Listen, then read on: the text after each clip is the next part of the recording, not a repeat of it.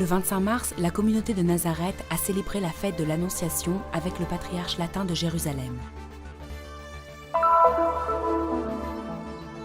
Dans la chapelle de la condamnation de Jésus au couvent de la flagellation a eu lieu le dernier pèlerinage de Carême à Jérusalem.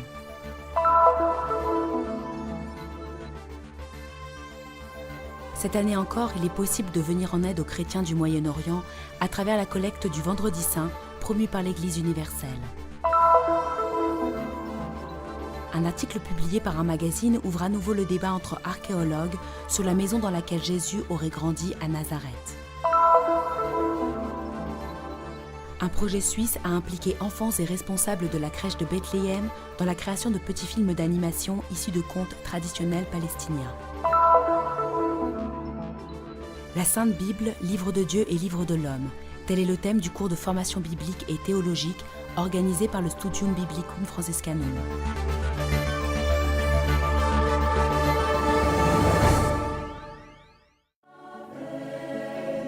La solennité de l'Annonciation est la célébration chrétienne du grand mystère de l'incarnation de la parole de Dieu. La date du 25 mars est en fonction de la naissance de Jésus, célébrée exactement 9 mois plus tard. La date a été commémorée en présence de nombreux chrétiens locaux dans la basilique de l'Annonciation à Nazareth, lieu où, selon la tradition, a été faite l'annonce de l'ange à la Vierge Marie.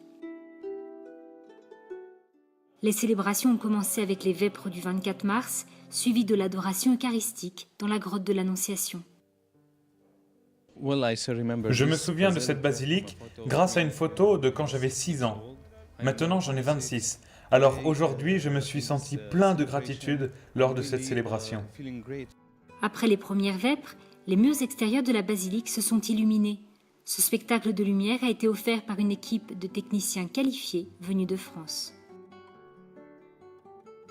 Nous voulons projeter des images qui sont belles, qui font que le public apprécie de voir des belles couleurs sur un monument qu'il voit différemment. Et ainsi, des personnes de différentes communautés peuvent se rassembler et se... Le jour de la fête, la basilique s'est remplie dès le matin de fidèles venus participer à la messe, présidée par sa béatitude Monseigneur Foy de Toile, patriarche latin de Jérusalem. C'est une fête pour tout Nazareth, une année de joie, une année de paix, mais aussi tant de violence. Nous devons prier. Merci à tous les moyens de communication qui sont avec nous et qui transmettent les bonnes nouvelles. 6 chaînes de télévision de tous les continents ont assuré la transmission de la Sainte Messe, au cours de laquelle a été donnée une importance particulière à la vie consacrée lors de cette année qui lui est dédiée. Le patriarche, dans son homélie, a remercié en particulier les personnes consacrées et les religieux qui servent en Terre Sainte. Marie a reçu son appel et a accepté. Quant à moi, j'ai accepté l'appel du Seigneur dans ma vocation. Marie est un modèle pour moi, c'est la première femme consacrée.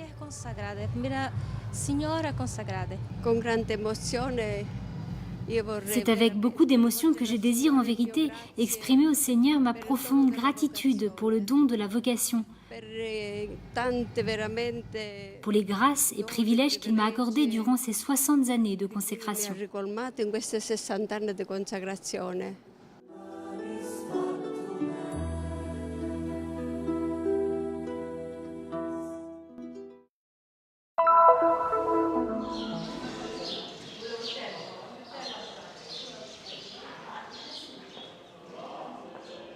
Quelques jours avant le début de la Semaine Sainte, cœur de l'année liturgique pour les chrétiens du monde entier, la communauté de Jérusalem a célébré son dernier rendez-vous de pérégrination de Carême sur les traces de la Passion de Jésus. Le site choisi pour la messe solennelle, qui fut célébrée dans l'après-midi du 23 mars, fut la chapelle de la condamnation du Christ dans le monastère franciscain de la Flagellation, au début même de la Via Dolorosa. Ce lieu est le point de départ du chemin vers le Golgotha, notamment le moment de la condamnation, le moment où il y a cette reconnaissance paradoxale de l'identité de Jésus. L'inscription que Pilate fait mettre sur la croix, Jésus de Nazareth, roi des Juifs, est quelque chose qui nous bouleverse et qui nous pose question. Comment une royauté est-elle possible en l'absence de tout pouvoir, de toute puissance dans ce monde ? Regalità nell'assenza di qualsiasi potere. rispetto a questo mondo. A présider la célébration eucharistique en commémoration du chemin de croix, le franciscain d'origine libanaise, le père Ibrahim Najib, supérieur du monastère de la Flagellation, siège également du Studium Biblicum Franciscanum, la faculté de sciences bibliques et archéologiques de la custodie de Terre Sainte, représentée par de nombreux étudiants présents lors de l'Eucharistie.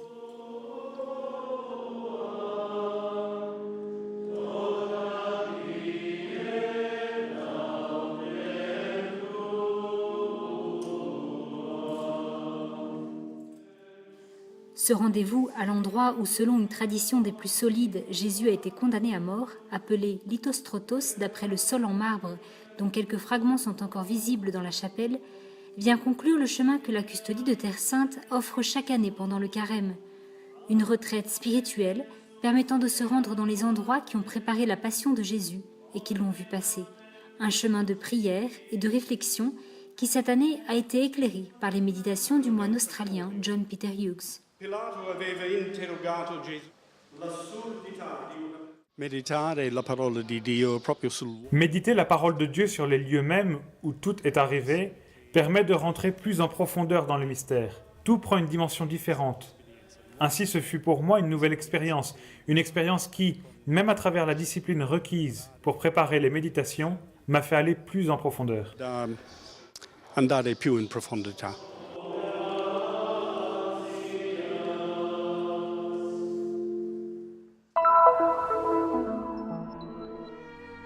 Le petit troupeau de chrétiens dispersés à travers le Moyen-Orient est appelé à promouvoir le dialogue, à construire des ponts dans l'esprit des béatitudes et à proclamer l'évangile de la paix, écrivait le pape François dans sa lettre aux chrétiens du Moyen-Orient, leur confiant une tâche fondamentale dans la propagation du message chrétien.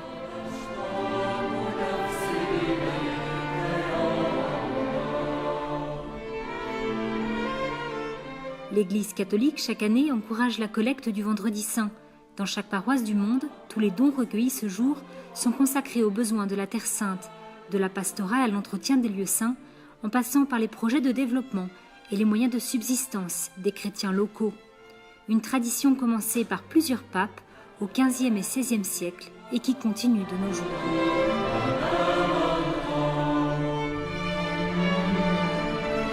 À travers une lettre envoyée par le cardinal Leonardo Sandri, préfet de la Congrégation pour les Églises orientales, le pape a remercié l'Église de Terre Sainte, dont les souffrances, dit-il, se sont aggravées au cours des derniers mois en raison des conflits qui affligent la région. Cette souffrance crie vers Dieu et fait appel à l'engagement de chacun d'entre nous, à travers la prière et tout type d'initiative. Le cardinal Sandri exhorte les chrétiens du monde entier à faire preuve de solidarité, parce que si les chrétiens de Terre Sainte sont invités à résister autant que possible à la tentation de l'immigration, les fidèles du monde entier sont invités quant à eux à prendre à cœur leur sort. Ils sont nos frères, appartenant à différentes confessions, dans l'œcuménisme du sang qui coule pour la victoire de l'unité, ut unum sint.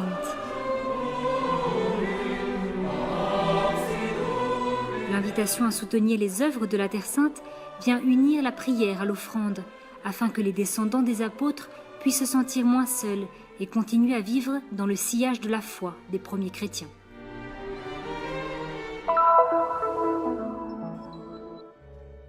La maison de Jésus retrouvée à Nazareth, tel est le titre d'un article publié dans le dernier numéro de la revue Biblical Archaeology Review, signé par le chercheur britannique Ken Darke.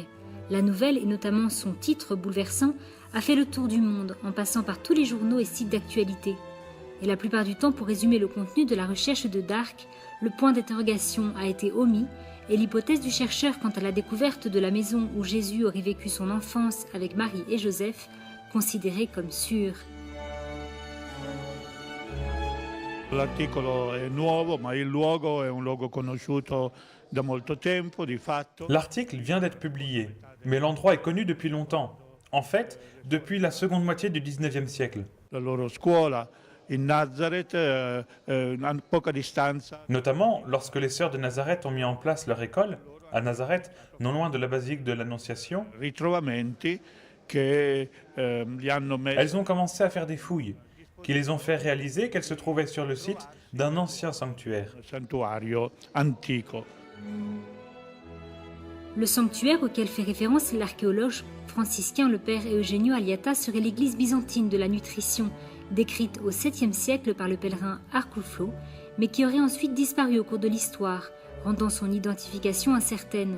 Le lieu se trouverait pour ainsi dire entre l'église franciscaine de Saint-Joseph, un lieu aussi appelé l'atelier de Joseph, et le site qui est la propriété des sœurs de Nazareth, où se trouve aussi ce qu'on appelle le tombeau du juste, identifié comme celui de Saint-Joseph lui-même.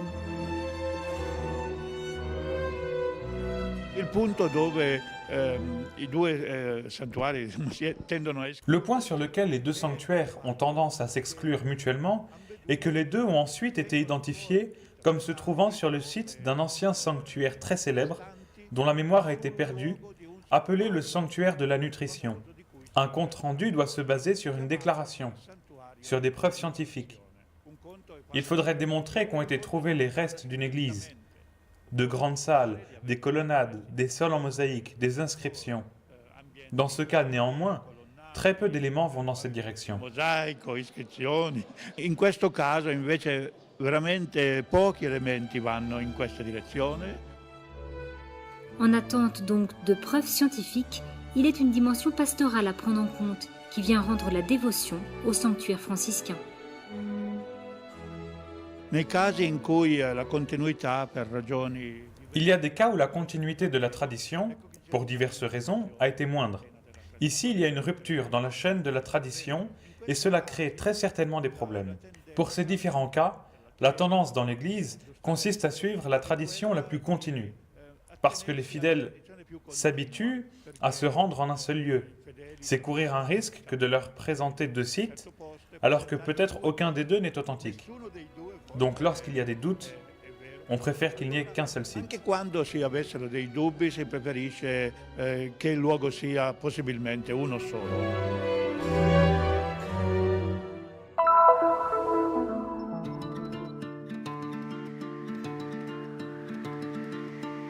كان في قرية غريبة بالصحراء علي وشاكي كانوا صحاب كتير كل يوم كانوا يجيبوا مي من البير 62 kilos de pâte à modeler, des centaines d'heures de découpage, de modelage et de collage. Au final, plusieurs dizaines de figurines et de décors pour 4 films d'animation qui racontent des contes traditionnels de Palestine, Madame Coccinelle, L'âne et la mer, J'béné, L'homme et sa chance. Il était une fois les Amis de la crèche, une association suisse soutenant la crèche de Bethléem, et la Compagnie Zapar, un collectif d'artistes qui encourage l'expression créatrice de chacun. Ensemble, ils décident de monter un projet ici à la crèche impliquant enfants et adultes. On s'est déplacé avec une petite dizaine de personnes pour essayer de réunir toute une institution, la crèche de Bethléem. Quand je dis toute une institution, c'est autant les enfants et toutes les personnes qui tournent autour des enfants, donc les assistants maternels, les éducateurs, les gardiens, les personnes de la guest house, etc., de les mettre tous ensemble en action pour qu'ils réalisent ensemble des films d'animation sur la base de contes traditionnels palestiniens. L'idée était de partir des enfants et de leur imaginaire en s'appuyant sur le patrimoine oral et culturel palestinien. Une fois les contes sélectionnés, ils ont été racontés aux enfants tous les soirs afin qu'ils se les approprient et que certains puissent les raconter, cette fois au micro. Et c'était pas facile parce qu'ils ne peuvent pas lire les textes, mais c'est avec moi qu'on a fait un processus. Comme moi, bien sûr, avant, ils ont vu, et on a travaillé sur les 4 contes avant un mois de commencer le projet. Dans toutes les directions, dans le projet pédagogique, à la maison, le matin et soir, on rencontre l'histoire, on a dit l'histoire avec eux, donc ils savent les personnages des histoires. Le projet sur place à Bethléem a eu lieu en octobre 2014. 15 jours de travail intense pour construire, enregistrer et monter les vidéos dans une atmosphère joyeuse, presque magique. La magie, c'est à quelle vitesse tout le monde s'est pris au jeu, où il y a ces premiers jours d'apprivoisement, c'est un temps particulier, mais qui est très beau, où on s'observe. Et puis il y a quand tout le monde, jusqu'au dernier des adultes, tout le monde retrouve son âme d'enfant. J'ai appris comment on peut faire un travail de perfection dans une atmosphère très familiale, très relax. Enfin, que c'est jamais grave si ça marche pas tout à fait comme on voudrait, comme on l'avait prévu. qu'on peut toujours réadapter, qu'on peut en fait pratiquement tout utiliser de ce qui est fait, fabriqué, donné de chacun.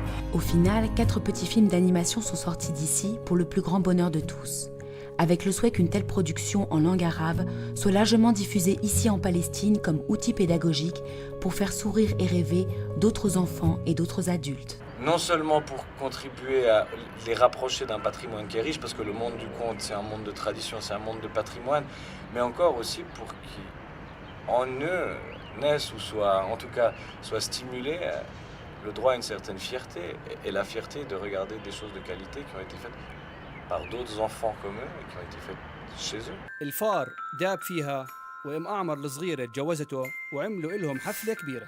شفتي يا بنتي؟ كل شيء بيجي بوقته حلو.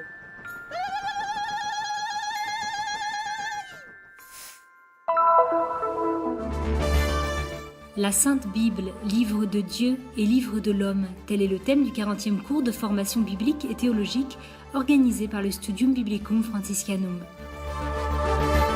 Abbiamo deciso di ritornare alle fonti, quindi siamo ritornati alla Bibbia. Nous avons décidé de revenir aux sources.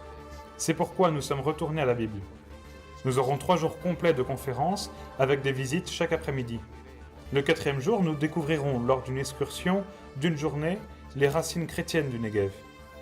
Les cours du matin offriront une introduction générale à la Sainte Écriture qui sera dans la mesure du possible répartie sur 9 leçons. Tutta, per quanto possibile in 9 lezioni. Le cours aura lieu du 7 au 10 avril dans l'auditorium L'Immaculée du couvent de Saint-Sauveur et offre un programme très riche.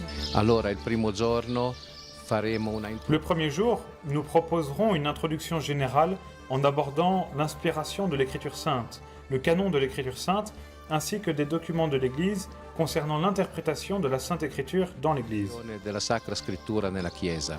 Il secondo giorno sarà dedicato... La deuxième journée sera entièrement consacrée à l'Ancien Testament, selon la division juive, c'est-à-dire la loi, les prophètes et autres écrits, les hagiographes notamment. Le 3e jour sera consacré au Nouveau Testament, aux évangiles et aux actes des apôtres, aux lettres de Saint Paul, avant de finir avec l'Apocalypse, l'Église en chemin vers le royaume de Dieu. Apocalisse, cioè la Chiesa in cammino verso il regno.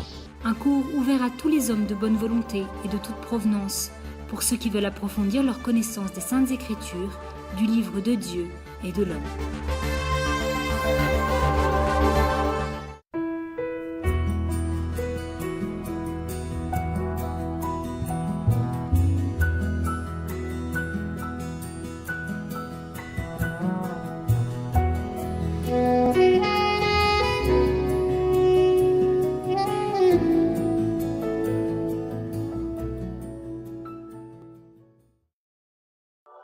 Nous sommes ici pour faire connaître la Terre Sainte, pour donner une voix et une visibilité à l'Église mère de Jérusalem, aux chrétiens locaux et aux lieux saints.